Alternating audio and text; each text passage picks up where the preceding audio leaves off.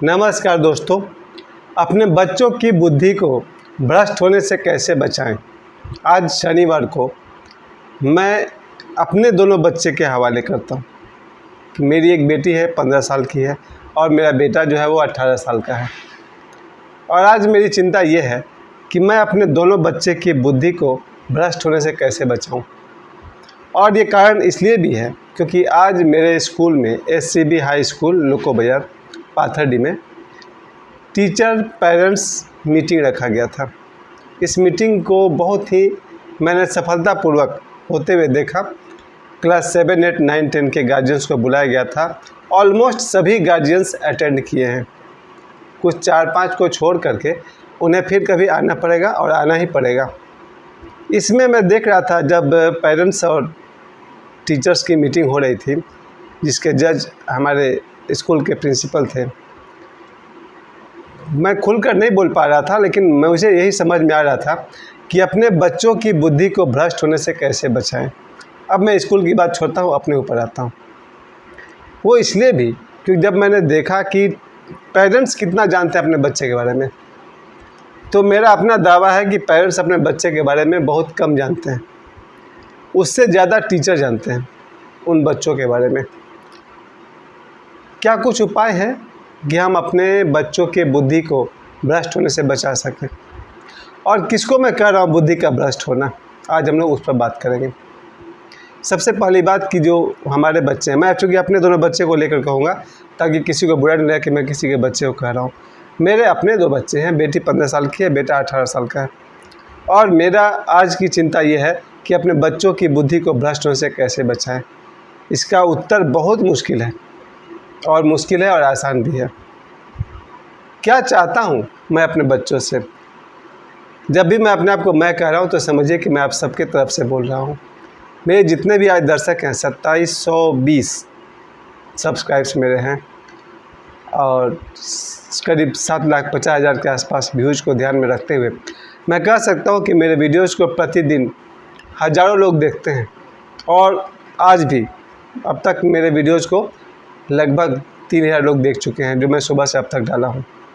प्यारे दोस्तों, जब मेरी बात को 3,000 लोग सुन रहे हैं तो मेरा कर्तव्य है कि मैं कुछ ऐसी बात ज़रूर करूँ जिसका हमारे जीवन से सीधा संबंध हो। क्या चाहते हैं हम सब अपने बच्चों से, और बच्चे हमें क्या दे रहे हैं? संघर्ष पुरानी है। जब हमारे माता पिता कुछ कहते थे, हमको बुरा लगा, हमने कोशिश की अनसुना करने की। हमारे माता पिता भी चाहते थे कि हम पढ़ लिख जाएं, डिसिप्लिन से रहें, नहीं हो पाया। आज हम लोग चाहते हैं कि हमारे बच्चे पढ़ लिख जाएं, आने वाला समय और भी कठिन होने वाला है। वो हमारी नहीं सुनते। याद कीजिए 1962-63 के दौरान, 1962, उस ज़माने में लोग गांव से आते थे और उनकी सरकारी नौकरी हो जाती थी। मैं अपने पिताजी की बात कर रहा हूँ। मेरे पिताजी 1963 में पाथरडी धनबाद आए। उस ज़माने में जो लोग भी गांव से आते थे, एक दिन के बाद उनका नाम रजिस्टर में लिख लिया और रेलवे में नौकरी हो गई। कोई BCCL में नौकरी कर रहा है, कोई रेलवे में नौकरी कर रहा है, और भी जो टाटा और सेल में नौकरी की, उन्हें थोड़ा सा टेक्निकल नॉलेज भी ज़रूरी था। उस ज़माने में जो ITI करते थे उनका सेल में हो जाता था, टाटा में हो जाता था, बड़ी बड़ी कंपनियों में नौकरी होती थी। लेकिन ये मुझे ज़रूर याद है कि 1962-63 के दौरान रेलवे में और BCCL में नौकरी मिलना बहुत आसान काम था। जिन्हें अपना नाम भी लिखना नहीं आता था, अंगूठा छाप थे, उनको भी नौकरी मिल गई। और वो लोग जब रिटायर हुए तो अच्छे खासे पैसा लेकर रिटायर हुए। लेकिन आज हम लोग अपने बच्चों को ये समझाना चाहते हैं कि कंपटीशन टफ हो गया है। आज अगर 500 सीट है, 500 लोगों की रिक्रूटमेंट है, तो 8 लाख लोग फॉर्म भर देते हैं। 8 लाख लोगों में से 500 लोग को सेलेक्ट किए जाएंगे। कहाँ टिकेंगे हमारे बच्चे इन 8 लाख के कंपटीशन में?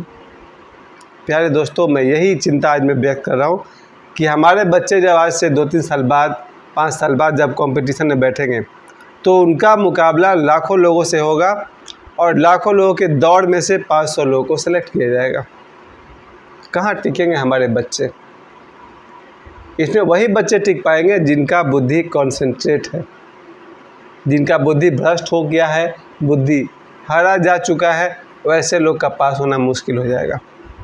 और मैं देखता हूँ कि बच्चों के पास आज समय है, आज उनके पास सुविधा है।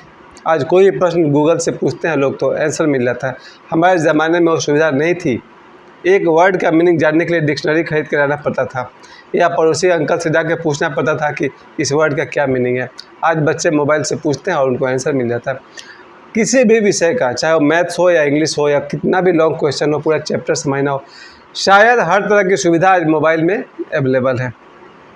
और गार्जियंस बिना लेट किए जैसे ही मोबाइल में रिचार्ज खत्म होता है भरवा देते हैं। इतनी सुविधा के बावजूद भी अगर हमारे बच्चे तैयारी नहीं कर पा रहे तो यही कहूँगा ना कि बुद्धि भ्रष्ट हो रही है। अगर इनकी बुद्धि को भ्रष्ट होने से नहीं रोका गया तो आने वाले युग में इनका मुकाबला लाखों लोगों से होगा और इन्हें लाखों लोगों की रेस में अपनी जगह बनानी होगी। कैसे बचाएं अपने बच्चों को बुद्धि भ्रष्ट होने से? शुरू करते हैं, पहले स्कूल की बात करते हैं कि जब स्कूल में हमारे बच्चे आते हैं, रूल नंबर 1, बच्चे एब्सेंट नहीं करें। ये जिम्मेवारी सबसे अधिक माता पिता की है। माता पिता को दिखाई पड़ रहा कि मेरे बच्चे स्कूल नहीं जाना है, उसके बाद भी अगर वो एक्शन नहीं लेते हैं तो बाद में दोष किसका होगा?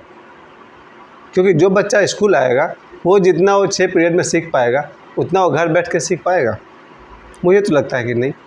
खैर, वो उसका निजी मामला है। दूसरी तरफ टीचर, अगर टीचर देख रहा है कि मेरा बच्चा एब्सेंट कर रहा है, वो अपनी पढ़ाई दे पाएंगे?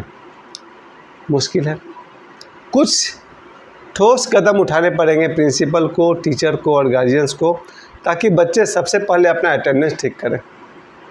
अगर वाकई कोई बच्चे का अटेंडेंस 70% 80% से ऊपर हो तो ही वो एग्ज़ाम में अच्छे नंबर ला पाएगा।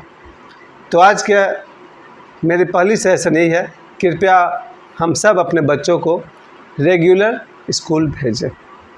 दूसरी बात है उसका फ्रेंड सर्किल। यही मेरे वीडियो बनाने का मकसद था कि बच्चों के बुद्धि को भ्रष्ट होने से कैसे रोकें। सबसे मेन पॉइंट यही था, बच्चे का फ्रेंड सर्किल पर नज़र डालिए। हो सकता है उसकी दोस्ती ऐसे लोगों से हो, ऐसे लड़कों से हो, लोगों से भी हो सकता है जो उसको गुमराह करने में, उसके समय बर्बाद करने में लगे हुए हों। प्यारे दोस्तों, मैंने जितने वीडियो आज तक बनाए हैं, शायद 1300 या 1400 वीडियो मैंने बनाए हैं, हज़ारों वीडियो में मैं आज के इस वीडियो का, इस बात का मैं समर्थन करता हूँ कि शायद आज मैंने कोई ढंग की बात कही है। हमारे बच्चे का अगर दोस्ती का सर्कल ख़राब है तो हमारा बच्चा आसानी से बर्बाद होगा। क्योंकि जिन बच्चों का ख़राब ग्रुप होता है, सबसे पहले तो आपके बच्चे गाली गलौज सीखेंगे, उसके बाद उन्हें बहुत सारी बुराइयाँ आनी शुरू हो जाएगी, नशे में पड़ जाएंगे, छोटा मोटा नशा करने लगेंगे। उसके अलावा आप जितना कल्पना कर सकते हैं वो सब क्राइम भी करेंगे, जो आप कल्पना नहीं कर सकते हैं वो भी करेंगे। अगर किसी लड़के का फ्रेंड सर्किल ख़राब है तो, मैं अपनी बात कर रहा हूँ, उस ज़माने में 85 के दौर में दुनिया का शायद ही कोई बुराई था जो हम लोगों ने नहीं किया। आज हम अपने बच्चे को नहीं कह सकते हैं कि जो जो हमने किया तुम भी करो। आज हम चाहते हैं कि जो जो हमने किया वो तुम मत करो, पर ये भी तो नहीं कह सकते हैं कि क्या मत करो। लेकिन मैं बोलता हूँ, शायद मैं दुनिया का एकमात्र ऐसा पिता हूँ जो अपने गलतियों को स्वीकार करते हुए अपने दोनों बच्चे से कहता हूँ कि डोंट डू दिस, ये करने लायक नहीं है, ये मत करो। मुझे परवाह नहीं कि लोग मुझे क्या समझेंगे, लोग को पता भी नहीं है, लेकिन मैं अपने दोनों बच्चे को स्पष्ट लक्ष्मण रेखा खींचता हूँ कि ये करना चाहिए और ये नहीं करना चाहिए। अगर संभव हो तो हर पिता अपने बच्चे से कहीं कुछ गलत देखे तो स्पष्ट रूप से समझाए, डोंट डू दिस या फिर डू दिस। कोई फ़ायदा नहीं बच्चे से दूरी बना करके। बच्चा हमारा है, अगर बिगड़ रहा है, पता चल रहा है उसकी संगति खराब है, वो गाली गलौज सीख रहा है, गलत बातें सीख रहा है और हम कुछ नहीं कर पा रहे हैं, ऐसे क्या बात हो गई? बच्चा हमारा है, हम एक्शन लेंगे। तो मेरे हिसाब से बच्चे का फ्रेंड सर्किल को ठीक करना चाहिए। अगर उसका फ्रेंड सर्किल ख़राब है, उसका पूरा जीवन खराब हो जाएगा। और ध्यान दीजिए, मैं अपने बल पे कह रहा हूँ, हाई स्कूल तक जाते जाते बच्चे का लैंग्वेज ख़राब हो जाता है, बच्चे का थिंकिंग ख़राब हो जाता है, और यहाँ तक कि आप बहुत कुछ सोच नहीं सकते जो मेरा कंप्लेन है। खैर, आज हम लोग प्रॉब्लम को सॉल्व करने के हिसाब से बैठे हैं, कैसे अपने बच्चे को हम लोग उसकी बुद्धि को भ्रष्ट होने से बचाएंगे। तो पहली बात मैंने कही कि स्कूल रोज़ जाए। दूसरी बात, उसके फ्रेंड सर्कल को ठीक करना होगा। तीसरी बात, घर आने के बाद अगर हमारा बच्चा शाम को 1-2 घंटा ट्यूशन नहीं पढ़ता है तो उसकी मर्ज़ी, तो वो खुद ही पढ़ाई कर ले। और अगर बच्चा क्लास 8, 9, 10 में पढ़ रहा है, उसे एक्स्ट्रा हेल्प की ज़रूरत है, और ट्यूशन अगर मांगता हो तो उसे ट्यूशन दे देना चाहिए, क्योंकि 8, 9, 10 का कोर्स इतना बड़ा है। अगर स्कूल की पढ़ाई से वो सेटिस्फाइड नहीं है या फिर उतना उसके लिए काफ़ी नहीं है, और घर पर ट्यूशन करना चाहता है, उसे करना चाहिए। 1-2 घंटा ट्यूशन पढ़ना अच्छी बात है, चाहे वो किसी कोचिंग सेंटर में पढ़े या किसी टीचर के घर जाके पढ़े या टीचर उससे घर में आकर पढ़े। और ईश्वर करे उससे टीचर ऐसे मिले जो उसे अपना पुत्र या पुत्री समझते हों। अगर शिक्षक के मन में ये बात है कि मेरा स्टूडेंट मेरा बेटा है, मेरा स्टूडेंट मेरी बेटी है, उस बच्चे का बुद्धि भ्रष्ट नहीं होगा। धीरे धीरे मैंने अपने सारे ट्यूशन बंद कर दिए। एक ट्यूशन मेरा बचा हुआ, उसको भी मैंने 20 तारीख का अल्टीमेटम दे दिया है कि 20 तारीख के बाद से नहीं होगा। अब मुझे अपना सारा समय अपने बच्चों को देना है। मेरी स्वतंत्रता उनके 500 रुपये से ज़्यादा कीमती है। ट्यूशन में जो मुझे पैसे मिलते हैं 500-700 रुपये, उससे ज़्यादा कीमती है मेरा फ्रीडम, मेरी स्वतंत्रता। प्यारे दोस्तों, मैं अपना समय अब बेचना नहीं चाहता हूँ। मेरा समय मेरे बच्चों के लिए है। हम सब परिवार चलाने के लिए या किसी भी कारण से अपने समय को बेचते हैं। अब मैं नहीं बेचता हूँ। मैं स्कूल जाता हूँ, 5 घंटे पढ़ाता हूँ, मेरे लिए काफ़ी है। अब मैं अपने बचे हुए समय अपने बच्चों को देना चाहता हूँ, दे रहा हूँ। दूसरा जो मेरा शौक़ है, ये यूट्यूब पर आप लोग से बात करने वाला। जब तक मेरा जीवन है और जब तक आप लोग मुझे स्वीकार करते रहेंगे, मैं हर दिन एक मोटिवेशनल वीडियो बनाता रहूँगा और 3 फ़नी वीडियोज़ भी होते रहेंगे, ताकि जीवन में हंसना हँसाना भी ज़रूरी है। लेकिन ये जो मैं शाम को बोलने बैठता हूँ मोटिवेशनल वीडियो, ये मेरा बहुत बड़ा टारगेट है।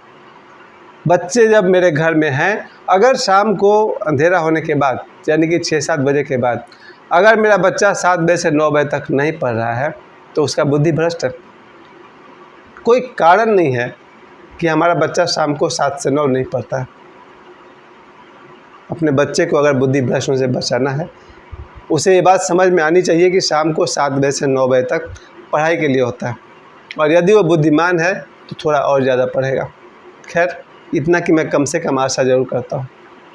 दूसरी तरफ मेरे ज़माने में कम और होता था। मेरी माँ मुझे हमेशा सुबह 4 बजे जगाया करती थी पढ़ने के लिए। अब मैं उसका समर्थन नहीं करूँगा 2023 में। अब मैं यही कहूँगा, सहज नींद अच्छी है, बच्चा शाम को जल्दी सो जाए 10 साढ़े 10 बजे, और सुबह जब उसकी प्राकृतिक रूप से नींद खुलती है उठ जाए। मैं सुबह जगने पर कोई जोर नहीं दूँगा। बच्चा अगर सुबह जग जाए और दिन भर उसको ऊँघाई आते रहे, नींद आते रहे, वो मैं कोई ऐसी राय नहीं दूँगा। इतना ज़रूर कहूँगा, आपका बच्चा अगर रात साढ़े 10 बजे तक नहीं सो जा रहा है तो फिर वही बात मैं कहूँगा कि उसकी बुद्धि भ्रष्ट है। पढ़ाई कर रहा तो उसके बाद तब मैं कुछ नहीं कर सकता हूँ। अगर कोई बच्चा रात साढ़े 10 बजे भी पढ़ाई कर रहा, 11 बजे तक भी पढ़ाई कर रहा, तो मैं कहूँगा कि he is a right boy, उसे पढ़ने दीजिए। फिर जब भी वो सोए, उसकी नींद पूरी हो जाए, सुबह उठे और अपने स्कूल और दूसरे तरह के कार्यक्रम में लग जाए। इसके बाद बुद्धि भ्रष्ट होने की मैं अंतिम बात भी कह दूँ कि जैसे ही बच्चा 12-13 वर्ष का होता है, वो अपने अपोजिट्स के प्रति अट्रैक्ट होने लगेगा। 12-13 साल का बच्चा को ये बोध होने लगता है कि मैं बॉय हूँ, वो गर्ल है, या फिर मैं गर्ल हूँ, वो बॉय है। और इस विषय में बच्चा कोई भी कदम अगर आगे बढ़ाता है तो मैं कहूँगा कि प्राचीन विधि बहुत बढ़िया था, जहाँ बच्चे को 1 साल से 25 साल तक ब्रह्मचर्य सिखाया जाता था, और लड़कियों को 1 साल से 18 वर्ष तक ब्रह्मचर्य सिखाया जाता था। अगर इस पर मैं डिटेल में बात नहीं करूँगा क्योंकि ये बहुत लंबा विषय है। मैं चाहूँगा कि बच्चे हमारे 1 साल से 25 साल तक ब्रह्मचर्य आश्रम में रहें, ताकि जब 26 साल की उम्र में उनकी शादी ब्याह हो तो अपने शादीशुदा ज़िंदगी में धूम मचा दें, यानी हमारे बच्चों का शादीशुदा जीवन बहुत खुशहाल हो। ये मैं अपने बल पे कहता हूँ, अपने 50 साल के अनुभव पर कहता हूँ। जिन लोगों ने 25 साल से पहले किसी भी तरह का कोई भी अफेयर रखा है, उनके शादीशुदा ज़िंदगी में हलचल होती है या हो सकती है। और जिसने अपने आप को 1 साल से 25 साल तक अपने ब्रह्मचर्य को साधा और 25 वर्ष के बाद जब उन्होंने शादी की, उन्होंने अपनी ज़िंदगी में खुशियों की धूम मचा दी, यानी उनका शादीशुदा जीवन बहुत ही सुंदर होगा। ये आप अपने बच्चों को ज़रूर बता दीजिएगा। अगर आपका बच्चा 1 साल से 25 वर्ष तक ब्रह्मचर्य में रहा, अर्थात विद्यार्थी जीवन में रहा, अच्छी पढ़ाई किया, कंपटीशन की तैयारी कर ली, नौकरी लग गई, सरकारी नौकरी हो गई, सैलरी 1 लाख से ऊपर है, वो बच्चा जब 26 साल की उम्र में शादी करेगा तो उसकी शुरुआत ही एरोप्लेन के जर्नी से होगी। ये बात हम अपने बच्चों को ज़रूर बताएं कि बेटा या बेटी 12 साल की उम्र से ही ज़रूरत नहीं है इन सब चीज़ों में पढ़ने की, पढ़ाई पर ध्यान दें। बेटी है तो भी, बेटा है तो भी। जीवन रहा तो समय आएगा, रोमांस का भी समय आएगा, पहले स्टडी तो हो जाए। तो बेटियों को 18 वर्ष तक अपनी पढ़ाई पर अगर पूरा ध्यान दे तो और अच्छा, 22 साल तक दे तो और अच्छा, 23 साल तक भी दे दे। लड़के भी 25 साल तक पढ़ाई लिखाई कॉम्पिटिशन की तैयारी कर लें। दोनों जब स्टैंड कर जाएंगे फिर 25 साल की उम्र में अगर जो शादी करते हैं उनका जीवन बहुत ही सुखमय होगा। प्यारे मित्रों, इतनी देर में आप सभी समझ गए होंगे कि हमारे बच्चों का बुद्धि भ्रष्ट न हो। उसकी मैं आखिरी बात कह लूँ, अगर अपने बच्चों की बुद्धि को ठीक करना हो तो हमें अपनी बुद्धि ठीक करनी होगी। सबसे कड़वा सच, अगर मैं गलत हूँ तो मैं किस मुंह से अपने बच्चे को उपदेश दूंगा, और अगर मैं सही हूँ तो मुझे उपदेश देने की ज़रूरत भी नहीं है। यही मेरे वीडियो का अंतिम लाइन है। अगर मैं सही आदमी हूँ तो ही मैं बच्चे से कह सकता हूँ कि बी राइट, सही रहो, अन्यथा मुझे कोई हक नहीं है कहने का बच्चे से कि तुम लोग सही रहो और मैं खुद ही गलत रहूँ। और अगर मैं सही हूँ, बिना मेरे बोले मेरे बच्चे सही रहेंगे। आशा करता हूँ मेरे अंतिम लाइन आप सबको समझ में आ गया होगा। पहले हमें ठीक होना होगा, फिर हमारे बच्चे भी ठीक हो जाएंगे। आशा करता हूँ आप सभी को ये वीडियो अच्छा लगा होगा। मुझे समय देने के लिए आप सबको बहुत बहुत धन्यवाद।